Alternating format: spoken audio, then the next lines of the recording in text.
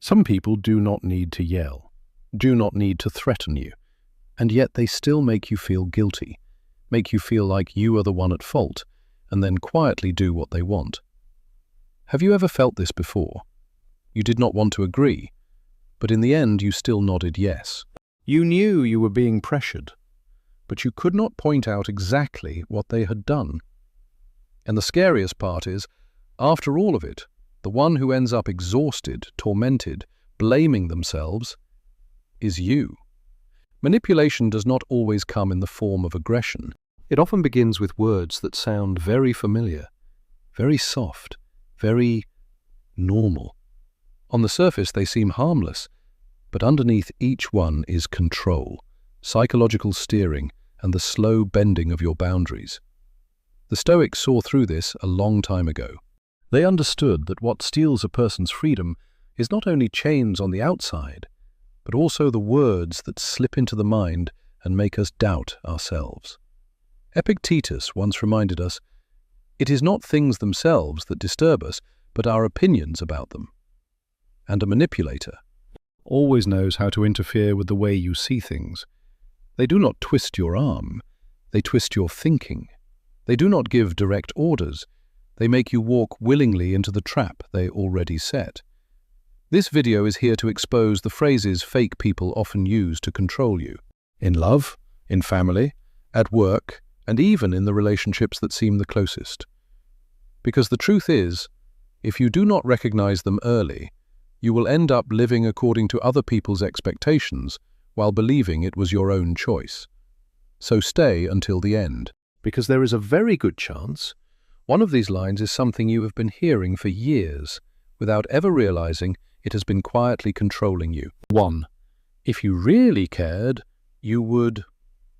There is one phrase that sounds so familiar, so ordinary, but is actually extremely dangerous. If you really cared, you would. If you really loved me, you would not have said no. If you really valued this relationship, you would prove it. At first, it sounds like a complaint, but in reality, it is a very subtle psychological trap, because they do not state their desire directly. They do not say, "I want you to do this." Instead, they turn love into a test. They turn care into an obligation. They turn your boundaries into proof of whether you are a good person or not. And that is when you start to feel confused. You do not want to do it.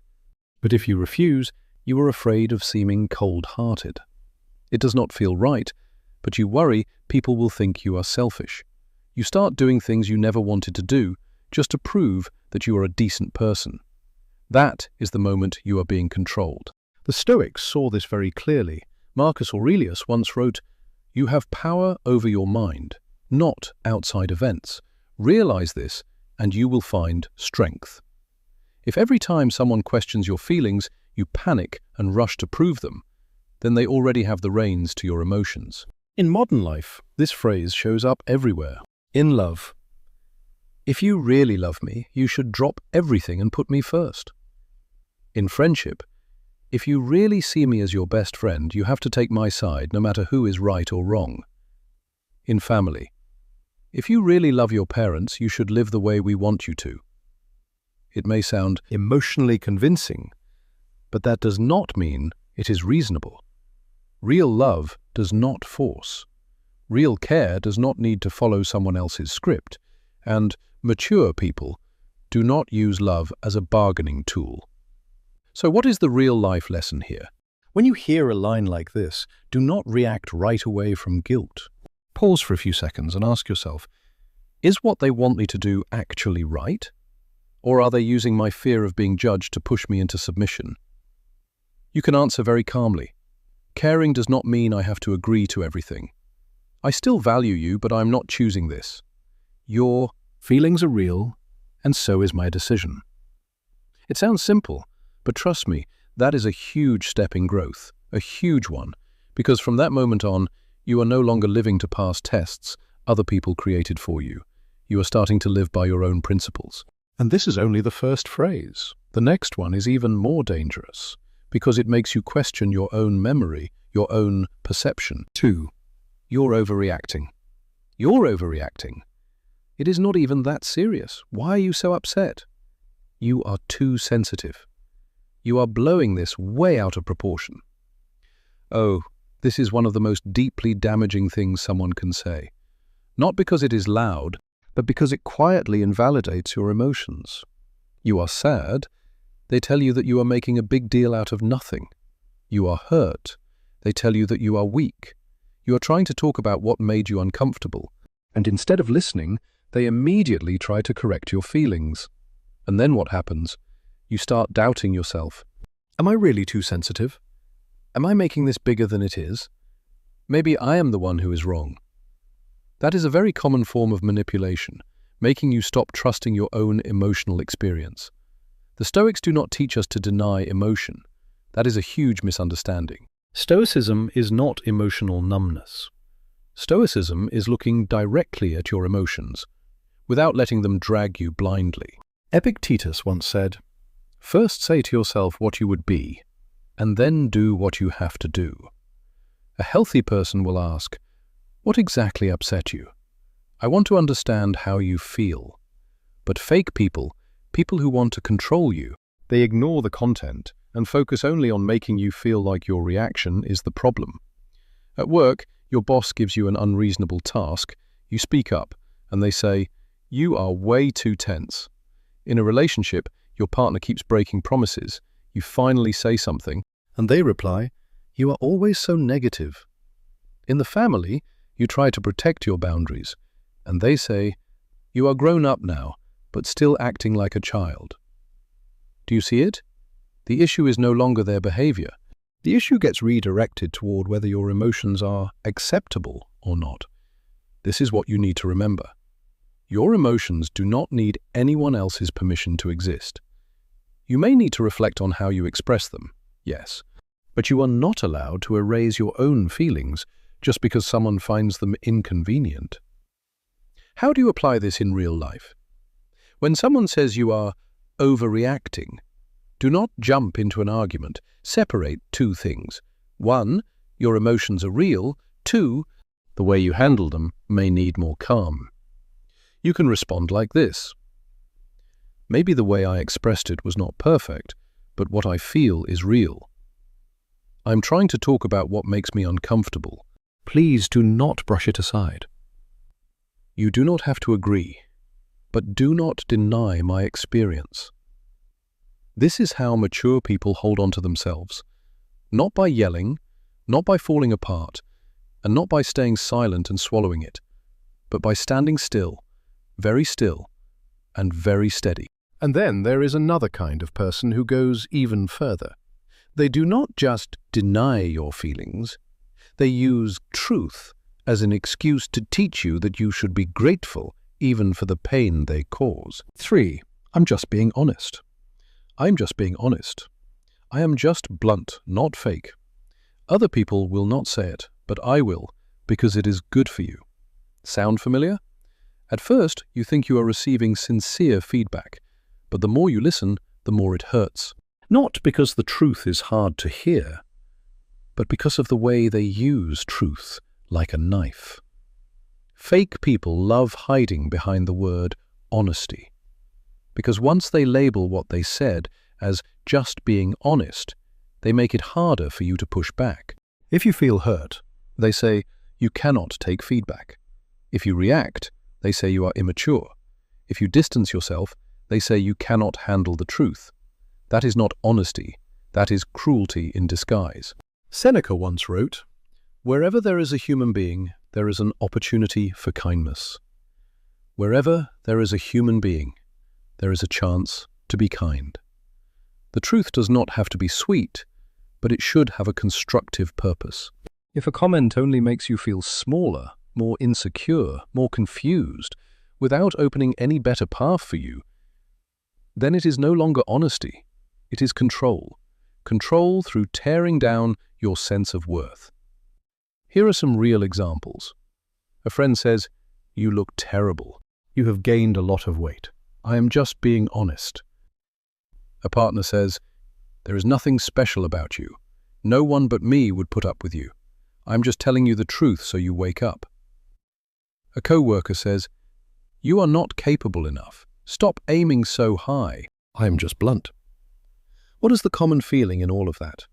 Not clarity, but suffocation. The Stoics teach us to clearly separate what is useful from what only disturbs the mind. Not every blunt statement is worth hearing. Not everyone who says the truth is worth trusting. You need to learn one of the most important skills in modern life, the ability to tell the difference between feedback that helps you grow and words that are only there to control you. Ask yourself, is what they are saying specific? Does it actually help me improve anything? Or does it just make me feel smaller and more dependent on their judgment? If it is real feedback, it will be clear, well-intentioned, and point toward improvement. If it is manipulation, it is usually vague, sharp, and leaves you stuck in long-term self-doubt. A very simple response, but an effective one. Honesty does not mean disrespect. If you want to give feedback, say it in a more constructive way. I am willing to hear the truth, but I do not accept disrespect. You do not need to raise your voice to protect your dignity. Sometimes one clear sentence is enough for the other person to realize you are no longer easy to steer. And remember this, a lot of people who call themselves just blunt are really just used to hurting others without wanting to take responsibility for it.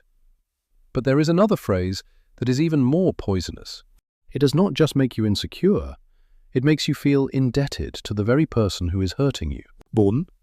No one else would put up with you. No one else would put up with you. Who else do you think could even handle your personality? If it were not for me, you would have no one. This is an incredibly toxic phrase, extremely toxic, because its goal is very clear. To make you believe that you have too many flaws, that you are too hard to love, too exhausting, to the point that you have no choice but to cling to them like a life raft. This is psychological isolation. A manipulator does not need to lock you in a room. They just need to make you believe that there is no place for you out there anymore, that they are the only one who can tolerate you, accept you, put up with you. And once you believe that, you will endure. You will tolerate things that should never be allowed in a healthy relationship. You will forgive again and again. Because at that point, one fear is running your mind. If I leave, maybe nobody will ever want me again. Marcus Aurelius had a powerful line. The best revenge is to be unlike him who performed the injury. A manipulator wants you to see yourself through their eyes, distorted, lesser, pathetic. But a person with inner strength will look back at themselves with fairness. What is the truth? Everyone has imperfections. Everyone can be difficult sometimes, wounded sometimes, shadowed in some way. But that does not mean you have to accept humiliation just to stay in a relationship. In real life, this phrase often shows up in relationships with a power imbalance. A controlling partner says it after hurting you. A toxic friend says it when you are about to leave the group. Even parents or relatives sometimes use this line without realizing it, just to keep you inside the mold they want. This is where you need to stay awake. Someone who truly values you will never make you feel like a burden they are generously putting up with.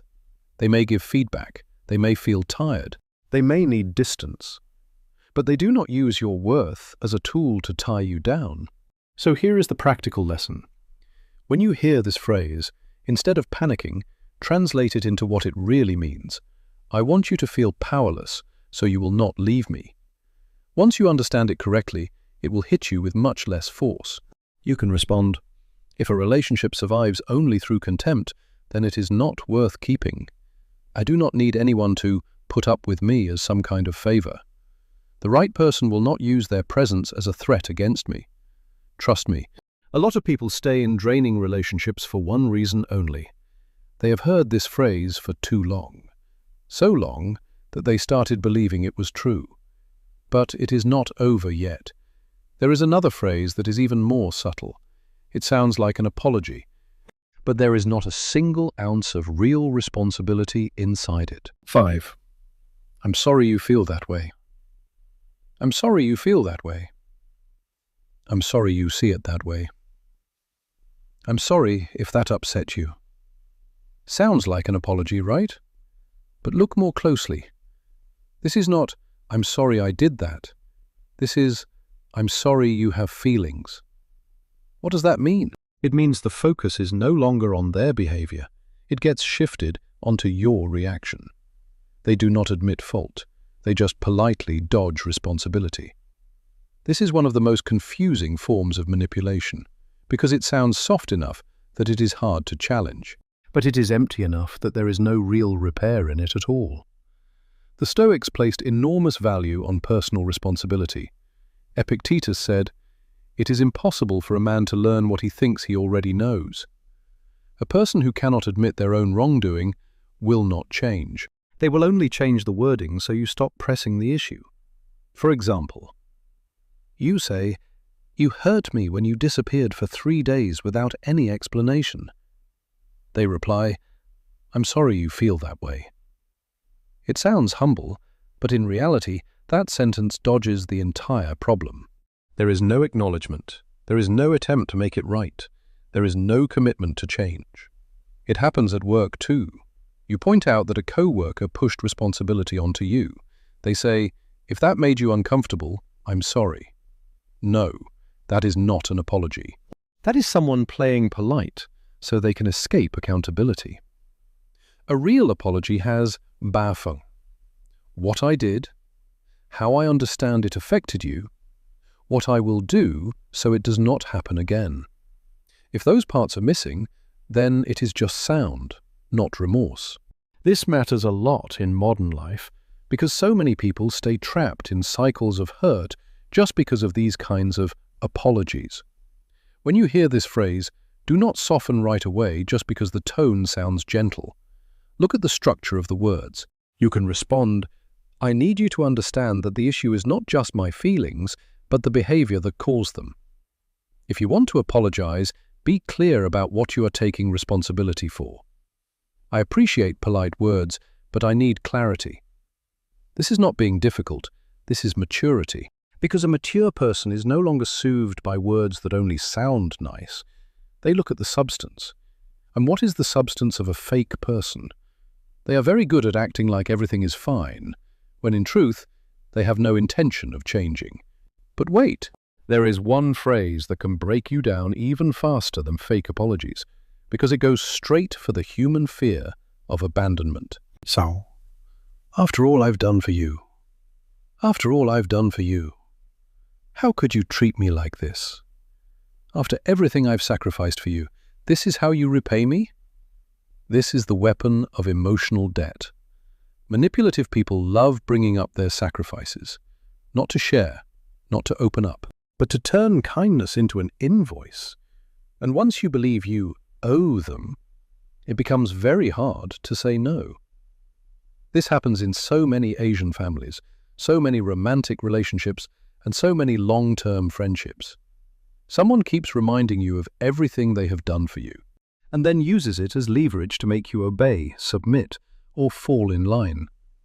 But real love is not a debt ledger. Real help is not a hidden contract. Seneca once said, "He who does good to another does good also to himself." A truly good act does not need to be pulled back out later as a tool of pressure. The moment help is used in exchange for control, it changes its nature. Here are some real-life examples. Parents say, "I raised you all these years, and now you dare live your own life?" A partner says, "I've done so much for you, and now you can't even do this one little thing for me?" Friends say, "I helped you when you were struggling, and now if you won't take my side, you're ungrateful." This is where a lot of people collapse, because they do not want to be seen as selfish or ungrateful. So they give in, they stay quiet, they betray themselves just to avoid being called ungrateful. But remember this, gratitude does not mean handing over full control of your life to someone else. You can be grateful to someone and still have the right to say no. You can appreciate what they did and still have your own boundaries. Those two things do not contradict each other at all. Practical responses. I'm grateful for what you've done, but it cannot be used to pressure me. Your help matters, but this decision is still mine. I appreciate the past, but I cannot trade away my self-respect. It is not easy to say those words, especially for people who grew up in environments where they were constantly reminded of favors, debts, and obligations. But it is a critical step in psychological maturity, because, if not, you will spend your whole life repaying debts that no one has the right to make you repay in that way. And then we come to the final phrase, maybe the most frightening one of all, because it does not force you directly. It makes you afraid, and then you walk back into the same old cage on your own. Bye. You'll never make it without me. You'll never make it without me. Once you get out there, you'll see who really needs who. You really think you can stand on your own? This is the curse spoken by people who want you to stay dependent forever. It does not just scare you. It makes you forget your own ability. And honestly, so many capable, kind, talented people stay trapped in toxic relationships because of this one line. Not because they are weak, but because they have heard it so long that it becomes a voice inside their own head. That is the scariest part. At first, someone else says it. Later, you start saying it to yourself. I can't do this. If I leave, I'll probably fall apart. Maybe I should just put up with it a little longer. Stoic philosophy was made for moments exactly like this. Marcus Aurelius wrote, "Waste no more time arguing what a good man should be one. A strong person is not someone who feels no fear. A strong person is someone who keeps walking even while fear is still inside them. A manipulator wants you to believe your strength comes from them, but Stoicism reminds you that real strength comes from within, from reason, from dignity, from your own ability to endure and govern yourself. At work, some bosses make you believe that leaving this company means failure. In love, some people make you believe that leaving them means being alone forever. In family, some people make you believe that living differently is betrayal.